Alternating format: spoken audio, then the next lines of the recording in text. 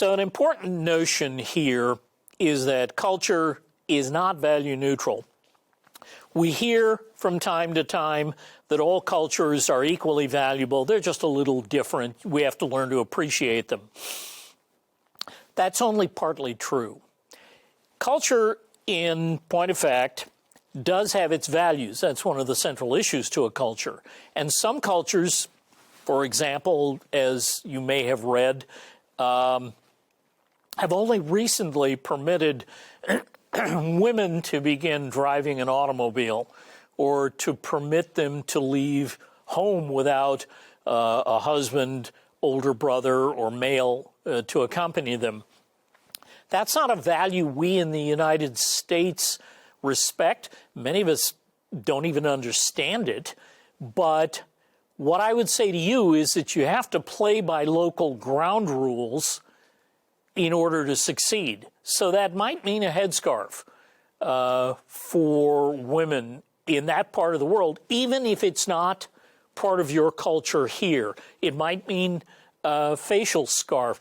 What I would do is check it out with your counterparts in that part of the world. You don't have to change your values, but you do have to understand, and when you interact with them, you do have to respect those values, even if you profoundly disagree with them. Not all cultures are equally complex. Metropolitan cultures change quickly, hence greater levels of complexity. Rural cultures change very slowly, not as complex. There are Amish communities here in Indiana that are no more than 2.5 hours drive from Chicago, right? It's a very different world in some places, and what we find is that ultimately we choose our own level of complexity, that which seems to suit us best. Now, virtually all cultures permit the development of subcultures within them, and we can sometimes shift gears back and forth. A fellow who works as a bond salesman Monday through Friday may throw on a leather vest and jump on his Harley and go to a Harley club meeting over the weekend. He's sort of pretending that he's a bad guy on a bike, but the truth is he appreciates it, he likes it, he thinks it's fun or interesting. Subcultures provide us the opportunity to cross boundaries and to interact with others who share some of the values that we think might be interesting for ourselves. Now, this one looks counterintuitive. Culture can influence biology. Biology can influence culture.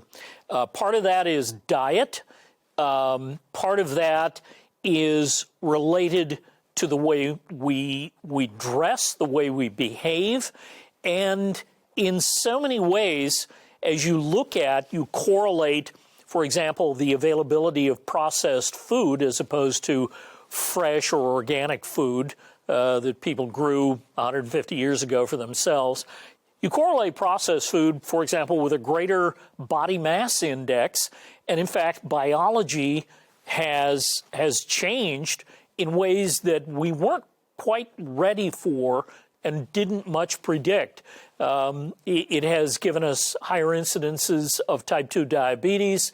There are other considerations that we may have to work very hard to change in order to prevent unanticipated or undesired biological change.